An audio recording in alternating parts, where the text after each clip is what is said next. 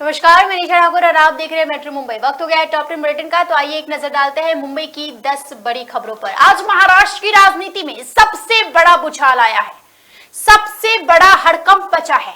ED ने सीधे मुख्यमंत्री उद्धव ठाकरे के घर पर कार्रवाई की है। जी हां, मुख्यमंत्री उद्धव ठाकरे के साले यानी कि मुख्यमंत्री उद्धव ठाकरे की पत्नी के भाई श्रीधर पाटनकर की करोड़ों की संपत्ति आज ईडी ने जब्त की है।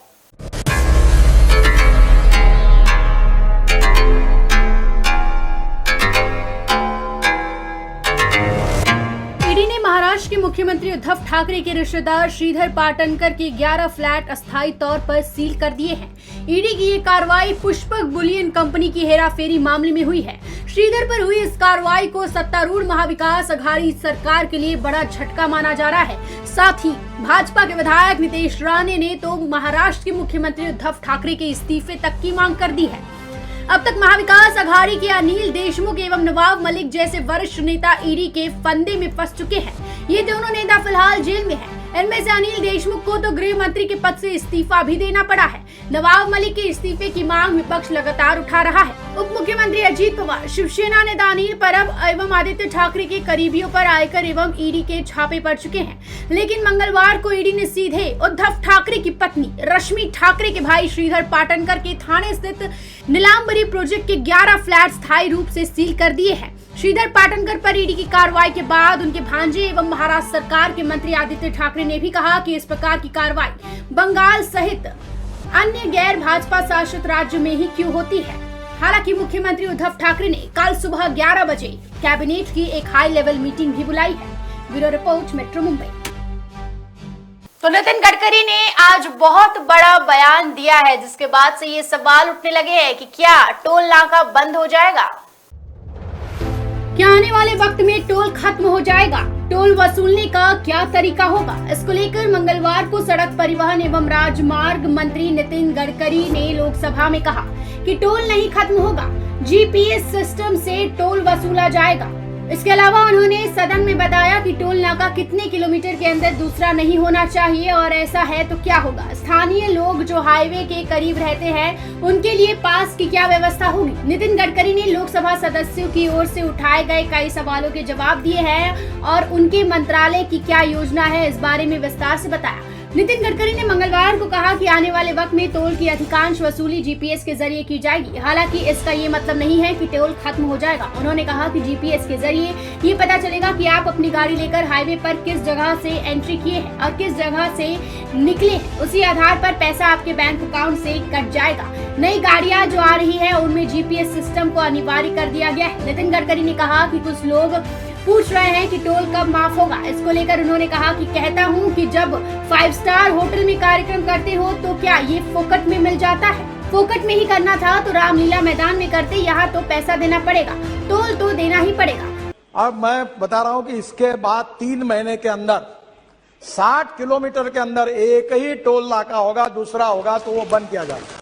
नितिन गडकरी ने कहा कि 60 किलोमीटर के अंदर एक ही टोल नाका होना चाहिए। हालांकि कई जगहों पर अब भी ऐसा नहीं है। लोकसभा में इस संदर्भ में उन्होंने जानकारी देते हुए कहा कि 3 महीने के भीतर ये सुनिश्चित किया जाएगा कि 60 किलोमीटर के भीतर के सभी टोल नाकों को बंद कर दिया जाएगा। नितिन गडकरी ने सांसदों के सुझाव को मानते हुए कहा कि स्थानीय लोगों के क्षेत्र में टोल से निकलने के लिए आधार कार्ड आधारित पास बनाया जाएगा। केंद्रीय परिवहन मंत्री नितिन गडकरी ने कहा कि सड़क दुर्घटना में कई लोगों की जान जाती है। एक कमेटी बनाई है, हर सांसद को उसका अध्यक्ष बनाया जाएगा। वो अपने जिले में जहाँ भी दुर्घटना होती है इस बारे में डीएम, एसपी, आरटीओ अधिकारी के साथ बैठक करे, उन्हें निर्देश दे, हादसे वाली जगह को चिन्हित करे और भविष्य में ऐसा ना हो इसके लिए अधिकारियों की जवाबदेही तय करे। Bureau report, metro Mumbai. तो फेरी वालों से आम जनता परेशान है। सड़क के आसपास, स्टेशन के आसपास हर जगह सिर्फ फेरी वालों का कब्जा है। आम जनता को चलने में काफी दिक्कतों का सामना होता है। भांडुप पश्चिम स्थित सोनापुर परिसर में कहीं भी फुटपाथ खोजने से नहीं मिलेगा, क्योंकि दुकानदारों से बचा फुटपाथ हॉकरों ने पूरी तरह कब्जा कर लिया है। ये सिलसिला कई सालों से यहाँ ऐसे ही चल रहा है, लेकिन मनपा इस वार्ड को नजर नहीं आ रहा है। गौरतलब है कि पूरा सोनापुर परिसर की हालात बद से बदतर है। जगह जगह भंगार वाले व दुकानदार कब्जा जमाए बैठे हैं। सोनापुर परिसर नहीं लगता है कि ये भी मुंबई का एक हिस्सा है। अवैध अतिक्रमण के लिए सोनापुर परिसर पूरे मुंबई में चर्चित है। यहाँ एक मंजिल नहीं बल्कि अवैध 4 मंजिला इमारत बनाई गई है। लेकिन क्या मजाल कि मनपा एस वार्ड इस पर कार्रवाई करे। जगह जगह सड़कों पर भंगार वालों ने कब्जा जमाया हुआ है। यहाँ प्लास्टिक वेस्ट के दाने गैर कानूनी ढंग से बनाए जाते हैं और इससे दुर्गंध चारों तरफ फैलती है। एक राहगीर ने कहा कि इस रास्ते से गुजरने पर सांस लेने में भी परेशानी होती है। अब आप इससे अंदाजा लगा लीजिए कि इस इलाके का हाल कितना बेहाल है। Bureau report, metro Mumbai. तो मुंबई पुलिस कमिश्नर ने लाइव कॉन्फ्रेंस के दौरान जनता से संबोधित करने के दौरान एक बड़ा फैसला लिया है, जिसमें बच्चों के खेलने कूदने के लिए एक ग्राउंड जो है हर जगह बनाया जाएगा और वहां पर गाड़ियों की आवाजाही एक तय समय सीमा तक बंद कर दी जाएगी। नवनियुक्त पुलिस आयुक्त संजय पांडे अपने 3 सप्ताह के कार्यकाल में दर्जनों फैसले ले चुके हैं। अब वे खेल प्रतिभाओं पर ध्यान केंद्रित कर रहे हैं। रविवार को उन्होंने फेसबुक लाइव के माध्यम से जहां दर्जनों इनिशिएटिव के बारे में लोगों से संवाद किया, वहीं सोमवार को एक प्रेस विज्ञापन जारी कर कहा कि 27 मार्च से मुंबई पुलिस बच्चों और युवाओं के उन रास्तों को आकर्षित करेगी जहाँ से वाहनों की आवाजाही कम होती है।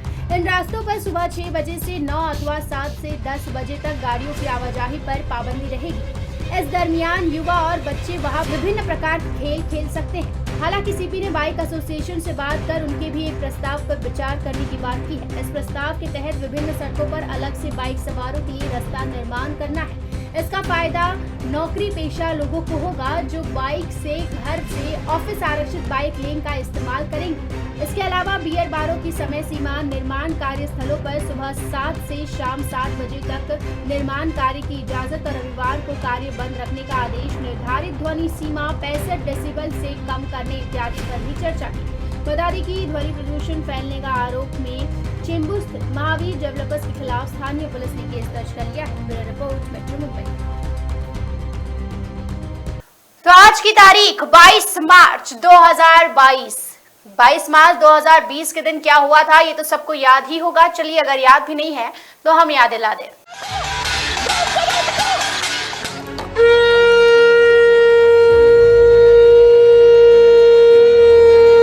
22 मार्च 2020 अगर याद है तो आपको पक्का पता होगा कि इस दिन कोरोना महामारी के कारण देश में जनता कर्फ्यू लगा दिया गया था। प्रधानमंत्री नरेंद्र मोदी ने 2020 में इसी दिन कोविड-19 महामारी को देखते हुए इसका ऐलान किया था। अब ट्विटर पर फिर से हैशटैग जनता कर्फ्यू ट्रेंड कर रहा है। लोग इस पर अपनी राय से ज्यादा अपने द्वारा बनाए गए फनी मीम्स शेयर कर रहे हैं। आपको तो याद ही होगा कि किस तरह जनता कर्फ्यू के दिन 5 बजे आपके कानों में थाली पीटने की आवाज गई होगी। नहीं याद है तो ठीक है, एक बार फिर सुन लीजिए।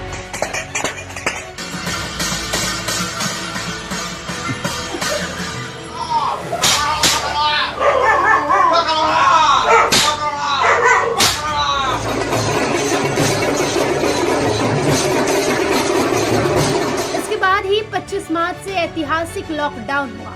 इन 2 साल में लोगों का जीवन ही नहीं, प्रकृति की तासीर भी बदली। तब मानो जीवन ठहर सा गया। घरों में भी कोरोना का खौफ था। पीएम मोदी ने 19 मार्च 2020 को पहली बार जनता कर्फ्यू शब्द का जिक्र किया था। सभी ने पहली बार ये शब्द सुना था। ये एक तरफ से लॉकडाउन का मॉक ड्रिल था। इसके बाद ही लॉकडाउन हुआ तो ट्रेनें, बस, मॉल, बाजार, स्कूल, कॉलेज, अस्पतालों की ओपीडी सब बंद कर दी गई। सड़कों पर न गाड़ियां थी, न रेलवे ट्रैक पर ट्रेन। ऐसा सन्नाटा हुआ कि पत्ता गिरने तक की आवाज आ जाए। Bureau report, metro Mumbai. तो लोकल में सारी पाबंदियां हट गई है। हालांकि वैक्सीनेशन वाले लोग ही जा सकते हैं, लेकिन फिर भी बेटिकट यात्रा करने वाले लोगों की संख्या कम नहीं हुई है। करोड़ों का जुर्माना लोगों से वसूला गया है। मध्य रेलवे ने लोकल मेल, एक्सप्रेस एवं अन्य ट्रेनों में अवैध रूप से यात्रा करने वालों के खिलाफ अभियान चलाकर 200 करोड़ से ज्यादा के रिकॉर्ड दंड वसूली की है। सीपीआरओ शिवाजी सुतार ने बताया कि अप्रैल 2021 से 16 मार्च 2022 तक भारतीय रेल पर किसी भी जोन द्वारा सर्वाधिक जुर्माना वसूला गया है। मध्य रेल की सतर्कता टीम एवं टिकट चेकिंग स्टाफ ने 1 अप्रैल 2021 से 16 मार्च 2022 की अवधि के दौरान 33.30 लाख मामले पकड़े, जिसमें से 200.85 करोड़ रुपए का राजस्व प्राप्त हुआ है। कोविड-19 प्रतिबंधों के बावजूद मध्य रेल की अब तक की सबसे अधिक आय है। मुंबई मंडल ने बिना टिकट और अनियमित यात्रा के 12.93 लाख मामले पकड़े हैं, जिसमें 66.84 करोड़ रुपए वसूल किए गए हैं, जो मध्य रेलवे के सभी मंडलों में सबसे अधिक है। भुसावल मंडल ने अनियमित यात्रा के लिए 8.15 लाख मामलों में 58.75 करोड़ रुपए वसूल किए हैं। Bureau report, metro Mumbai. तो बस एक हफ्ते का इंतजार और मुंबई मेट्रो आ जाएगी ट्रैक पर, यानी कि लोगों का सफर आसान हो जाएगा। आम यात्रियों के लिए मेट्रो सेवा शुरू करने से पहले कमिश्नर ऑफ रेलवे सेफ्टी ने रविवार को 11 घंटे मेट्रो कॉरिडोर की जांच की।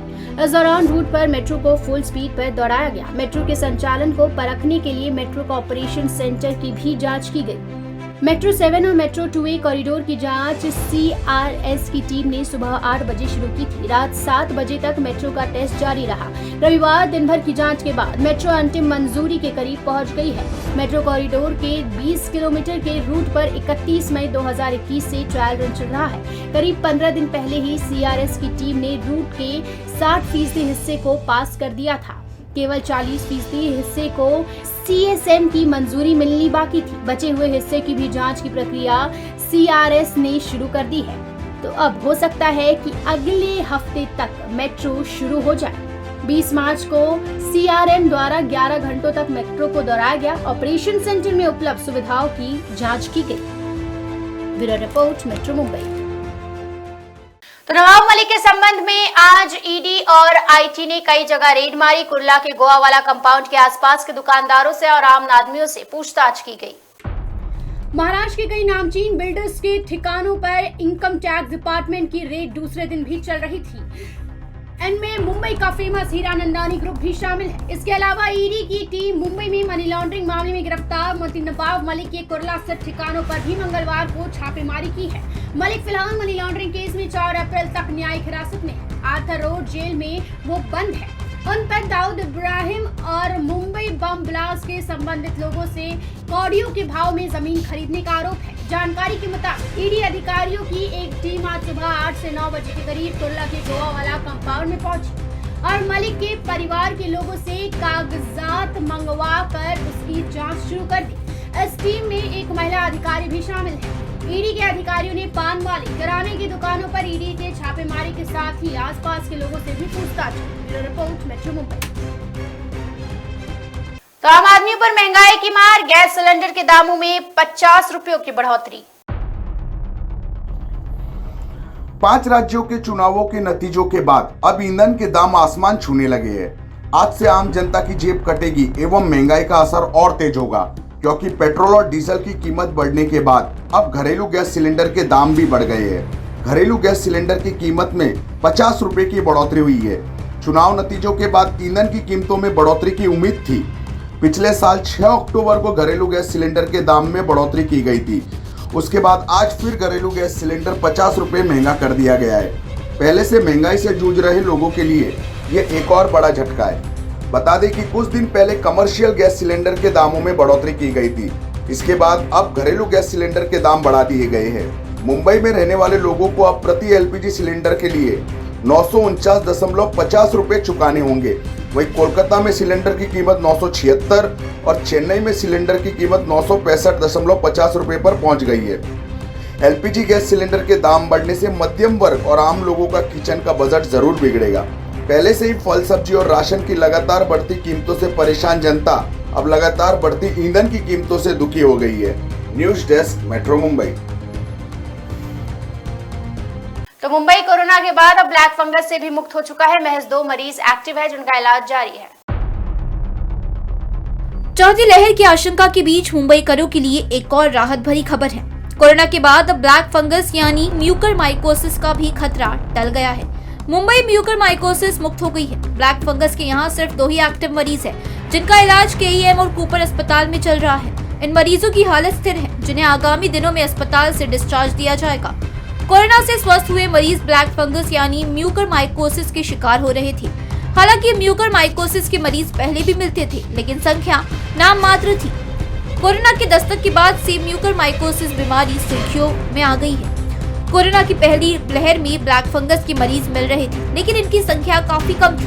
दूसरी लहर में ब्लैक फंगस का खतरा काफी तेजी से बढ़ा और रोजाना इसके 4 से 5 संदिग्ध मरीज अस्पतालों में आ रहे थे। तीसरी लहर में ये संख्या नाम मात्र हो गई। कोरोना में स्वस्थ हुए मरीज ब्लैक फंगस यानी म्यूकरमाइकोसिस के शिकार हो रहे हैं। हालांकि म्यूकरमाइकोसिस के मरीज पहले भी मिलते थे, लेकिन संख्या नाम मात्र थी। कोरोना की दस्तक के बाद से म्यूकरमाइकोसिस बीमारी सुर्खियों में आ गई। कोरोना की पहली लहर में ब्लैक फंगस के मरीज मिल रहे थे, लेकिन इनकी संख्या काफी कम थी।